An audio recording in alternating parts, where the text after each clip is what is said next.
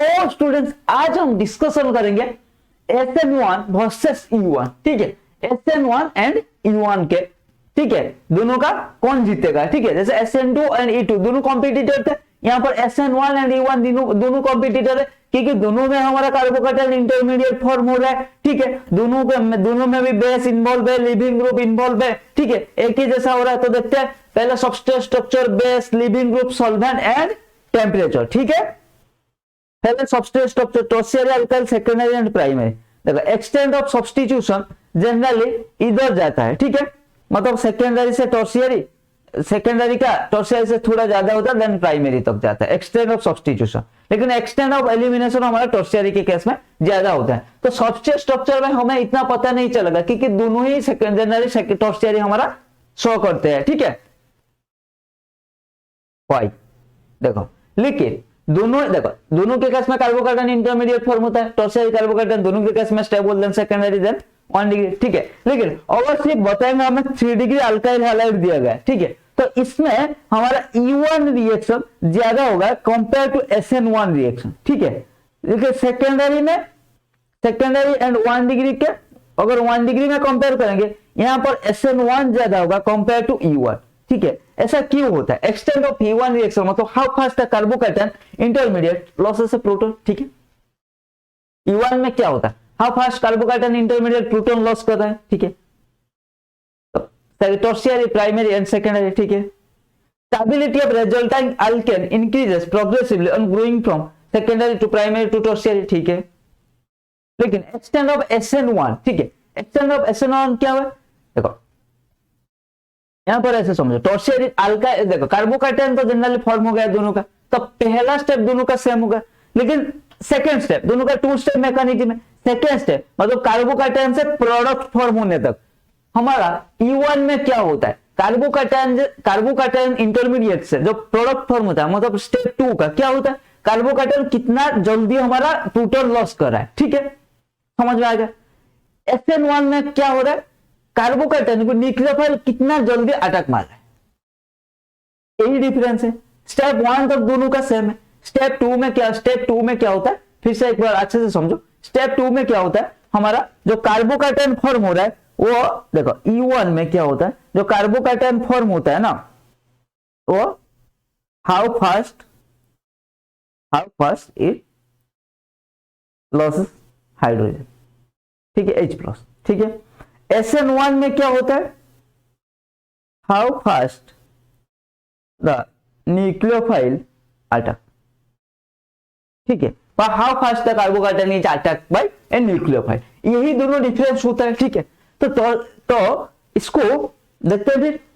देखो इसमें क्या होगा, जब न्यूक्लियोफाइल अटैक करेगा तो हाउ फास्ट कर सकता है? प्राइमरी को ज्यादा जल्दी कर सकता है, देन सेकेंडरी, देन टर्शियरी, क्योंकि टर्शियरी में थोड़ा सा स्टेरिक क्राउडिंग रहेगा। सामने से तो आएगा, ठीक है, सामने से आएगा, फिर भी थोड़ा स्टेरिक क्राउडिंग रहेगा compare to secondary and primary, समझ में आएगा, ठीक है। लेकिन हमारा जो E1 में था, E1 में कितना जल्दी, क्योंकि देखो जो टर्शियरी का केस में आएगा उसमें जो अल्किन फॉर्म होगा वो ज्यादा स्टेबल अल्किन फॉर्म होगा या नहीं होगा?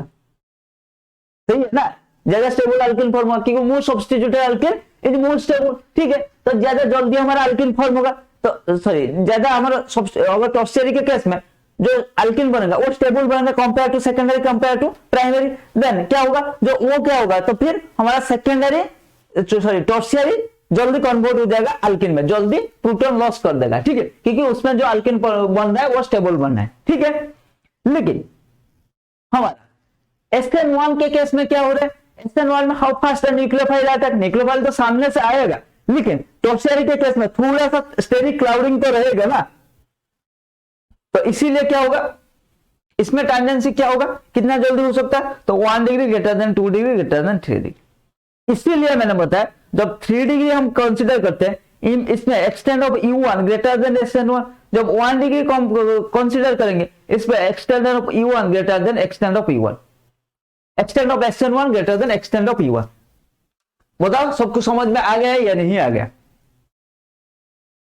अच्छे से समझो, मतलब क्लियरली समझो। केमिस्ट्री को समझना ही केमिस्ट्री है, ठीक है, इसको अच्छे से समझो। हमारा दोनों का स्टेप, पहला स्टेप सेम है, ठीक है, दोनों का पहला स्टेप में कोई डिफरेंस नहीं है, ठीक है। लेकिन SN2 E2 में हमारा SN2 एंड E2 में हमारा थोड़ा आसान था, क्योंकि सबस्ट्रेट स्ट्रक्चर में E2 हमारा क्या फेवर कर रहा था, E2 में ऑर्डर क्या था, tertiary greater than secondary greater than primary, ठीक है। लेकिन SN2 में क्या था, primary greater than secondary greater than tertiary, ठीक है, वो आसान था। लेकिन SN1 E1 में हमारा कार्बोकेटन इंटरमीडिएट फॉर्मूला दोनों का, तो कार्बोकेटन इंटरमीडिएट फॉर्मूला मतलब tertiary greater than secondary greater than primary कार्बोकेटन होगा, ठीक है। तो पहला स्टेप दोनों का सेम चला गया। लेकिन अब बात आती है सेकेंड स्टेप में। तो पहला स्टेप का ट्रांजिशन स्टेट मान लो, पहला स्टेप का ट्रांजिशन स्टेट ऐसा आ गया, ठीक है। इसको थोड़ा कलर चेंज करता हूं, अच्छे से दिख नहीं रहा होगा।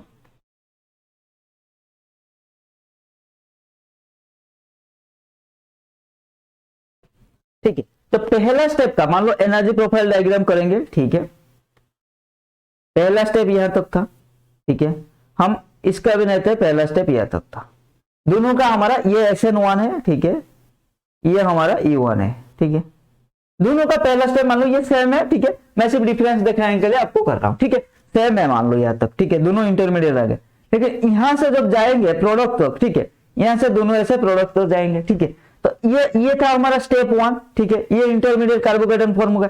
ये स्टेप 2, यहां पर आएगी बात जब 3 डिग्री आएगी, ठीक है। जब 3 डिग्री आएगा, ये कितना मतलब ये एलिमिनेशन में क्या हो रहा है, कार्बोकेटन प्रोटॉन लॉस करे और सब्स्टिट्यूशन में हमारा कार्बोकेटन को न्यूक्लियोफाइल अटैक मारा है, यही हो रहा है, ठीक है। तो एक्सटर्न ऑफ एलिमिनेशन मतलब क्या होगा, how fast the कार्बोकेटन losses proton, ठीक है। कब लॉस करेगा, जब उसका जो बनाया हुआ प्रोडक्ट अगर ज्यादा स्टेबल बनेगा। तो हमें पता है जो टर्शियरी के केस में जो अल्किन बनेगा वो मोर सब्स्टिट्यूटेड अल्किन बनेगा, तो ज्यादा स्टेबल अल्किन बनेगा, इसीलिए वो क्या करेगा, जल्दी प्रोटॉन लॉस कर देगा। इसीलिए tertiary greater than secondary greater than 1 degree है। लेकिन प्राइमरी के लेकिन SN1 में क्या होता है, how fast the nucleophile attack, nucleophile सामने से आएगा। लेकिन टर्शियरी के केस में क्या होगा, वहां पर थोड़ा सा स्टेडी क्लाउडिंग रहेगा, सेकेंडरी में भी थोड़ा सा रहेगा, लेकिन प्राइमरी में नहीं रहेगा। इसीलिए क्या होगा, extend 1 degree greater than 2 degree greater than 3 degree, ठीक है। समझ में आएगा सबस्ट्रेट स्ट्रक्चर। चलो आगे बढ़ते हैं, समझ में आ गया। एनदर रीजन, ठीक है, ये था पहला रीजन। दूसरा रीजन देखते हैं क्या है, the bond angle of कार्बोकेटन remain same on elimination reaction 120 degree 120 degree, but decrease on substitution reaction, क्योंकि सब्स्टिट्यूशन में हमारा टेट्राहेड्रल प्रोडक्ट फॉर्म हो जाता है। ये 120 डिग्री से 109.5 डिग्री तक आ जाता है, ठीक है। Therefore steric crowding increases when carbocation with a triangular planar arrangement of 3 groups is converted to a substitution product with a tetrahedral arrangement of 4 groups, ठीक है। तो देखो कार्बोकेटन एक ट्रायंगुलर प्लानर होता है, जब हमारा सब्स्टिट्यूशन आता है उसमें क्या होता है, वो ट्रायंगुलर प्लानर से टेट्राहेड्रल ज्योमेट्री में कन्वर्ट हो जाता है। तो स्टेरिक क्राउडिंग क्या होता है, इंक्रीज हो जाता है। The extent of substitution that decreases a size of the group attached to the positive carbon increases, that is on going from primary to secondary to tertiary, as a consequence the extent of elimination increases in this order। पहला reason समझ में आ गया था सबको, ठीक है। दूसरा reason ये बता रहा है कार्बोकेटन तो फॉर्म हो रहा है, लेकिन एलिमिनेशन में उसका बॉन्ड एंगल वही 120 से वही 120 रह रहा है, ठीक है। क्योंकि sp2 हाइब्रिडाइजेशन यहां पर भी था, वहां पर भी sp2 हाइब्रिडाइजेशन ही रह रहा है एलिमिनेशन प्रोडक्ट में, ठीक है। लेकिन जब समझ में नहीं आया क्या, अगर कार्बोकेटन ऐसा था, इसका हाइब्रिडाइजेशन कितना था sp2, जब अल्किन फॉर्म हो रहा है इसका हाइब्रिडाइजेशन कितना है sp2, कोई चेंज नहीं हो रहा है, ठीक है। लेकिन सब्स्टिट्यूशन प्रोडक्ट में ये था sp2, ये हो जाएगा अभी sp3 हाइब्रिडाइजेशन, ट्रायंगुलर प्लानर से टेट्राहेड्रल में चला जाएगा, बॉन्ड एंगल 109.5 डिग्री हो जाएगा, स्टेरिक क्राउडिंग इंक्रीज हो जाएगा, ठीक है। तो अगर स्टेरिक क्राउडिंग इंक्रीज हो गया तो मतलब अगर ज्यादा बल्कि ग्रुप लगेगा, ज्यादा ग्रुप रहेंगे तो थोड़ा सा दिक्कत होगा ना, इसीलिए हमारा प्राइमरी सेकेंडरी एंड टर्शियरी होता है एक्सटेंड ऑफ SN1 रिएक्शन, ठीक।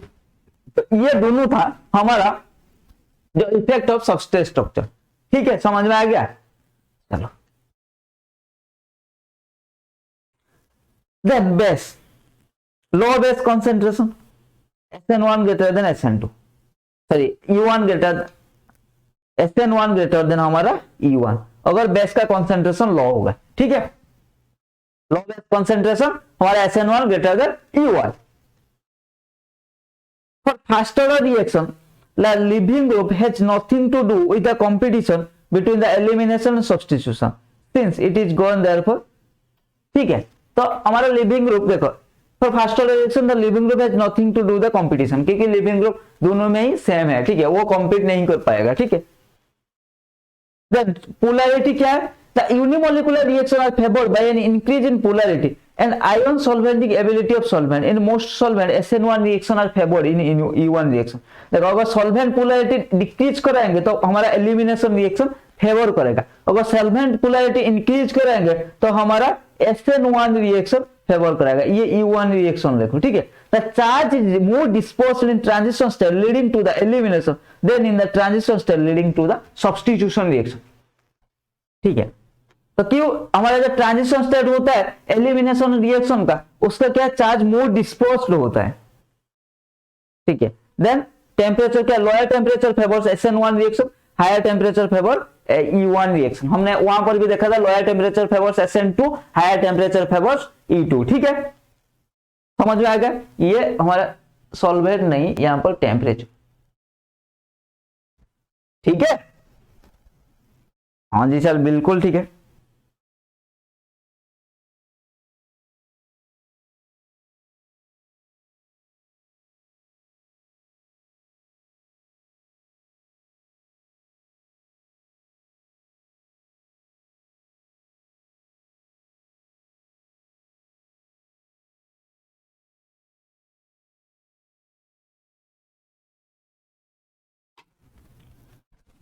अब देखते हैं factors affecting extent of E1 versus E2, ठीक है। अब क्या है, SN1 E1 खत्म हो गया, SN2 E2 का खत्म हो गया। तो अब देखते हैं E1 एंड E2 इन दोनों के बीच में कंपटीशन होगा, वही substrate structure, base, leaving group and solvent, उसको स्टडी करेंगे, ठीक है। सबस्ट्रेट स्ट्रक्चर क्या है, tertiary, secondary and primary region, ठीक है। दोनों ही सेमी, दोनों का क्या है, दोनों का केस में हमारा tertiary greater than secondary greater than primary, ठीक है। देन बेस का देखते हैं, high concentration base E2 reaction favour, ठीक है, because the rate determining step involve in the concentration of base, यहां पर E2 में rate of reaction concentration of base में डिपेंड कर रहा है, ठीक है। तो इसीलिए हाई कंसंट्रेशन बेस और बेसिक स्ट्रेंथ को अगर इंक्रीज कराएंगे हमारा rate of reaction E2 reaction को हमारा जनरली फेवर कराएगा, ठीक है। लो कंसंट्रेशन हमारा E1 रिएक्शन को फेवर कराएगा, क्योंकि उसका जो रेट डिटरमाइनिंग स्टेप है, और उसको हम बोल सकते हैं उसका रेट हमारा बेस के कंसंट्रेशन के ऊपर डिपेंड नहीं करता है, लेकिन in case of E2 reaction base के कंसंट्रेशन के ऊपर रेट ऑफ रिएक्शन डिपेंड करता है, ठीक है, डिपेंड करता है। लिविंग ग्रुप क्या, leaving group ability increases E1 reaction favour, ठीक है। सॉल्वेंट क्या है, सॉल्वेंट का पोलैरिटी अगर इंक्रीज करेंगे E1 रिएक्शन फेवर, सॉल्वेंट का डिक्रीज करेंगे E2 रिएक्शन फेवर, ठीक है, E2 रिएक्शन फेवर, क्योंकि उसका कार्बोकेटायन लाइक इंटरमीडिएट फॉर्म हो रहा है ना, तो उसको अगर पोलर सॉल्वेंट ज्यादा स्टेबल बनाएगा, तो सॉल्वेंट का पोलैरिटी जब इंक्रीज कराएंगे हमारा E1 रिएक्शन फेवर करेंगे, और E2 में तो कोई घंटा फॉर्म नहीं हो रहा है, ठीक है, मतलब ट्रांजिशन स्टेट फॉर्म हो रहा है, तो क्या है भाई उसका, ठीक है। अब देखते हैं SN1, SN2, E1, E2, थोड़ा क्या डिफरेंशियल देख लेते हैं, ठीक है। Primary halide SN1 reaction does not occur, ठीक है, एक मिनट,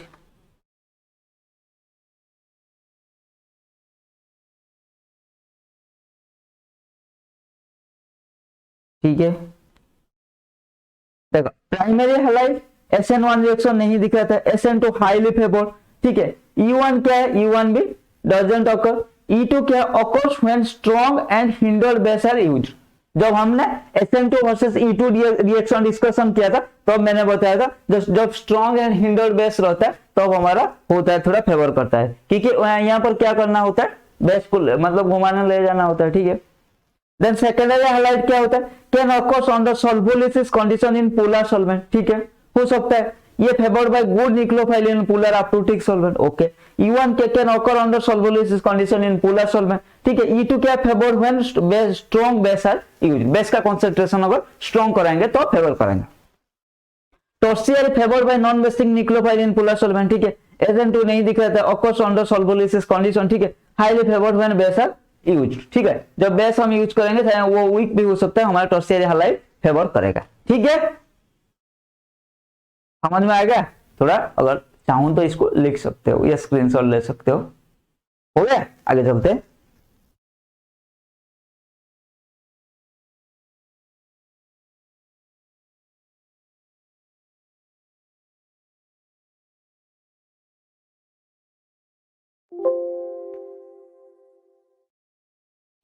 तो बस आज का क्लास में इतना ही।